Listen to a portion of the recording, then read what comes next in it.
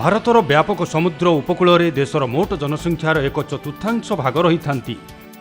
ଏହି ଜନସଂଖ୍ୟା ମଧ୍ୟରୁ ସବୁଠୁ ଅସୁରକ୍ଷିତ ଅଛନ୍ତି ମତ୍ସ୍ୟଜୀବୀ, ଯେଉଁମାନେ ସମ୍ପୂର୍ଣ୍ଣ ଭାବେ ସମୁଦ୍ର ଉପରେ ନିର୍ଭରଶୀଳ।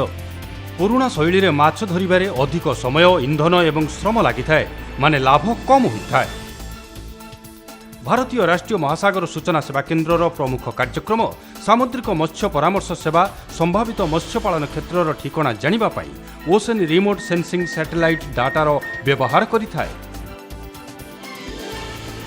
ବୈଜ୍ଞାନିକମାନେ ମହାସାଗରରେ ସେହି ଅଞ୍ଚଳକୁ ଖୋଜିଥାନ୍ତି ଯେଉଁଠି ଉପଯୁକ୍ତ ତାପମାତ୍ରା ଏବଂ ଖାଦ୍ୟର ଉପଲବ୍ଧତା କାରଣରୁ ମାଛ ସବୁ ଏକତ୍ର ହୋଇଥାନ୍ତି। ସାମୁଦ୍ରିକ ଖାଦ୍ୟ ଶୃଙ୍ଖଳା, ଶୈବାଳ ଖେଳିବା, ତା ମଧ୍ୟରେ କ୍ଲୋରୋଫିଲ୍ ଉପରେ ନିର୍ଭର କରିଥାଏ। ସ୍ୟାଟେଲାଇଟ୍ ଡାଟା ବିଶାଳ ସମୁଦ୍ରରେ ଉତ୍ପାଦନ କ୍ଷେତ୍ର ବିଷୟରେ ଜାଣିବାରେ ସାହାଯ୍ୟ କରିଥାଏ। ଇନକୋଏସ୍ରେ ଏମ୍ଫାସ୍ ଟିମ୍ ଏପରି ସବୁ ସ୍ୟାଟେଲାଇଟ୍ ଡାଟାକୁ ପ୍ରୋସେସ୍ କରିଥାଏ ଏବଂ ପରାମର୍ଶ ପ୍ରସ୍ତୁତ କରିଥାଏ। ପରାମର୍ଶ ସରଳୀକୃତ ନକ୍ସା ଏବଂ ପାଠ୍ୟକ୍ରମ ଭାବେ ପୁରା ବର୍ଷ ପ୍ରସ୍ତୁତ କରାଯାଇଥାଏ, ଯାହା 10ଟି ଭାଷାରେ ଉପଲବ୍ଧ। ଏହି ସୂଚନା ବିଭିନ୍ନ ପ୍ରସାର ବିଧି ଦ୍ୱାରା ଦେଶର ମତ୍ସ୍ୟଜୀବୀମାନଙ୍କୁ ପଠାଯାଇଥାଏ। ଏହାଦ୍ୱାରା ମତ୍ସ୍ୟଜୀବୀକୁ ଇନ୍ଧନ ସଞ୍ଚୟ ଏବଂ ଦେଶର କାର୍ବନ ଫୁଟପ୍ରିଣ୍ଟକୁ ଉନ୍ନତ କରିବାରେ ସାହାଯ୍ୟ ମିଳିଥାଏ।